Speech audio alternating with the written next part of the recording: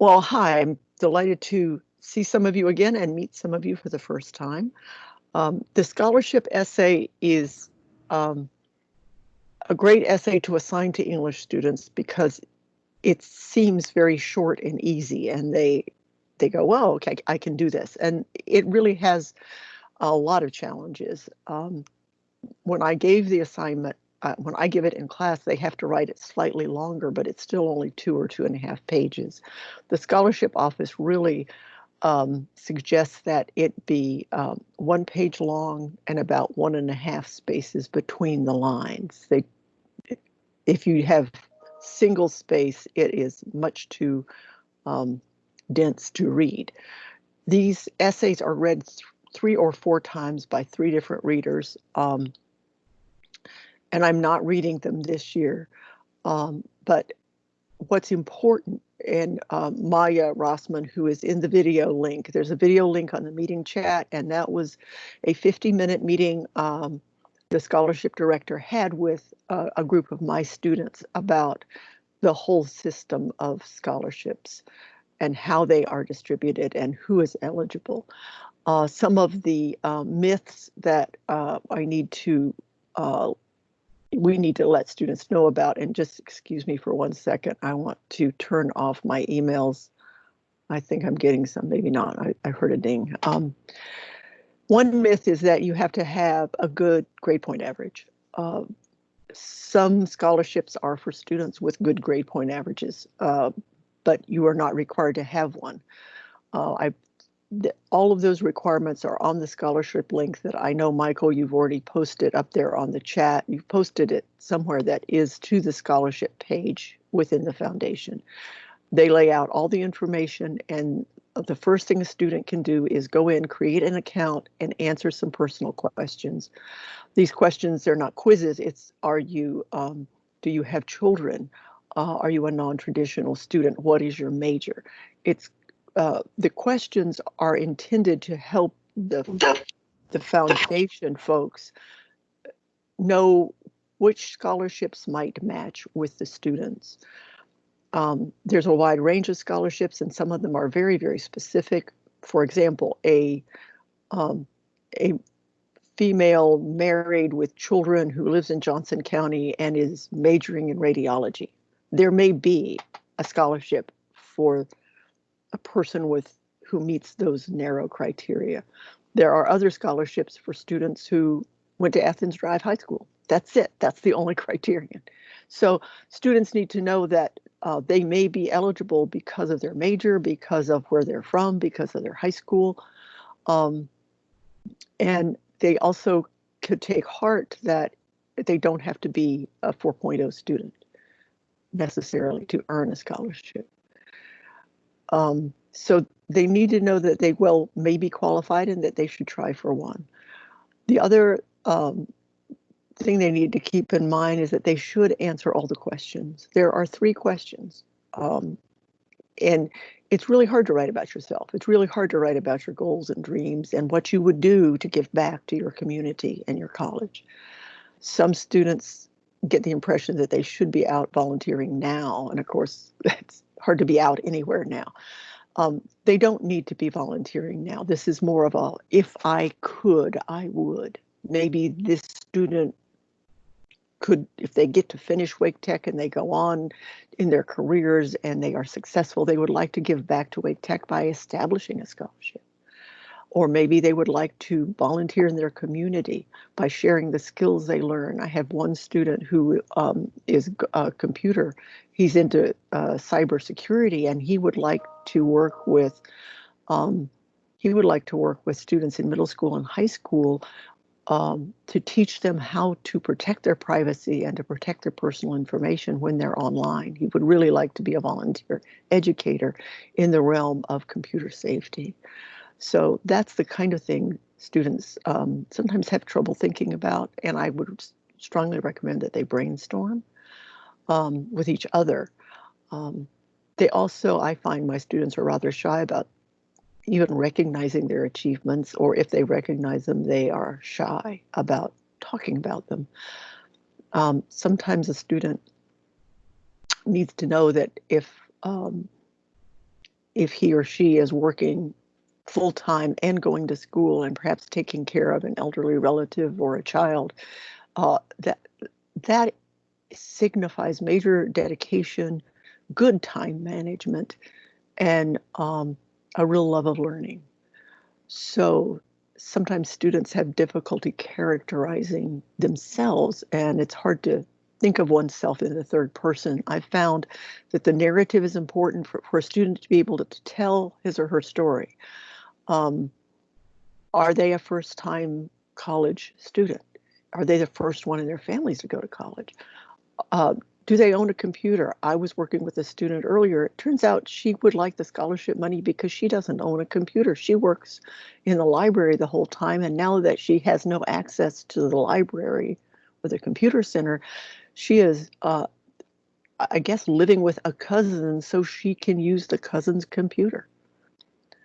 Some students travel 2 hours one way by bus to make it to Wake Tech, and they could use the scholarship money to buy a car or a bus pass or get to where there's a bus. Some of them don't live where there are buses. So these are the kinds of stories that will really enrich a student's scholarship application. The third question has to do with how would you use the money, and that's where we're getting into, well, I could buy a computer. The funds are not exclusively for use for tuition and books. Certainly that's where they go first. They go into the student's account. If we have students, as we do, who are in high school and who do not need to have their tuition paid for, those students, they need to know that the funds will be in their Wake Tech account until all their Wake Tech bills are paid, for example, the books and so forth. Then it goes into their personal account. And if they need to use it to buy a computer, if they need to use it to buy a car, whatever they use it for, that's their business. So even if they don't need tuition and book money, some students could use the funds for something else. And I hope they are encouraged to go ahead and write a scholarship application for it. So they need to answer the question what their goals and objectives are, what they could use the scholarship money for. And most of the scholarships, Ms. Rosman said, were between $1,000 and $1,300. The third one is how are they going to give back to the community? And that is very much a what if or a dream for them. They do not have to be volunteering now. It's what they could do once they get on their feet and realize they need to pay it forward. Is this helpful? Do you have any questions? I do. Benita, how are you? It's Will Kinsey with Minority Male Mentoring. How are you doing today? I'm fine, Will. Nice to talk to you. Same here. Good to speak with you. So question, is there a limit to the number of scholarships available? I know there's some that are based upon GPA and then some that are based upon financial need, but is there a limit? Like, do they have a certain amount for each category? I don't know. I know she said that, I believe in the video, you can check me on this. I think she said they have over 350 scholarships. Okay. And some are for financial need. I did not mention that. If they are for financial need, the student needs to have completed their FAFSA. Okay. Okay. Another good point is a student brought this up in our meeting. If I already have some funding, like a Pell Grant or something like that, does that make me ineligible? Absolutely not. You can get a scholarship on top of that. If you are receiving any other kind of financial aid, you are not prohibited from getting a scholarship. So that could really augment some student budgets, I think. And another point, I think, and you can clarify, I think about 1 in 15 applicants actually receive scholarships. I don't know, but I like that. That's pretty good. She says some years they have trouble getting enough applicants, and that usually they all come in the last week. So since this is due on Thursday the 30th, we are in the prime time to get students to submit their scholarships. This is the norm, apparently, that They trickle in, and then suddenly there's a huge flood in this week. So it won't be unusual if your work with students helps her get more applications. Another point I learned a lot from our visit with Maya Rossman, and I would strongly recommend if any student has questions we can't answer. She had her email in there, and she says, please have a student, please contact her. Let's see, two things. One, there may be questions about eligibility of international students, but unless a scholarship specifically prohibits a non-citizen, most scholarships are fine for international students or non-American students. Also, most of the scholarship funding, the scholarship starts in the fall. Funding starts in the fall, and if a student is awarded a scholarship, normally half of it is awarded for fall semester and half for spring semester. If for some reason, and this is the first year they're going to actually offer it to incoming freshmen. They usually have not given scholarships to incoming freshmen, but she said she sent out a notice that those students also can submit an application. If a student is planning to graduate in December, that student needs to let the scholarship office know, and they would release all of the money in the fall.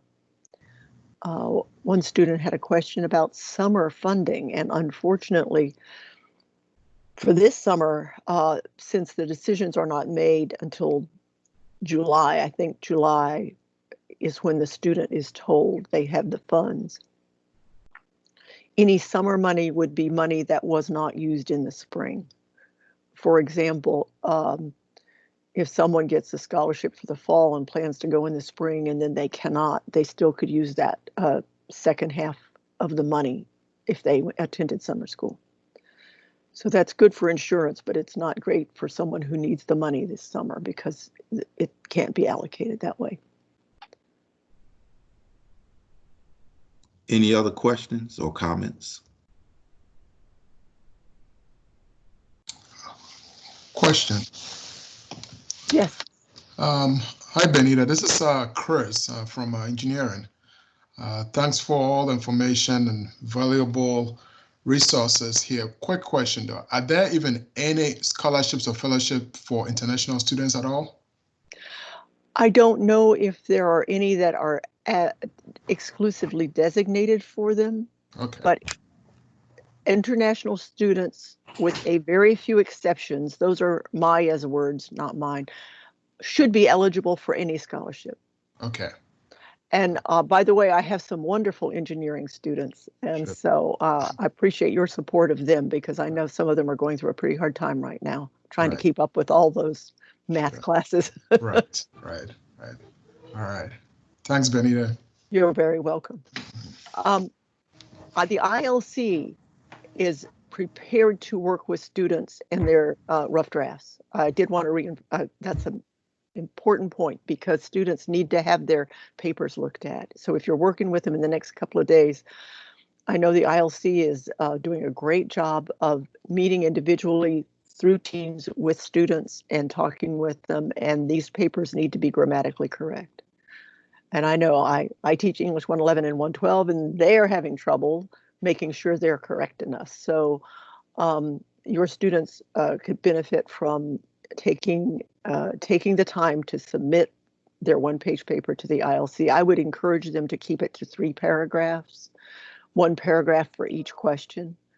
That's shorter and easier than an English class assignment, but that's what they want. Keeping it to 1 page at 1.5 spaces is key. I'm hoping. Well, Ms.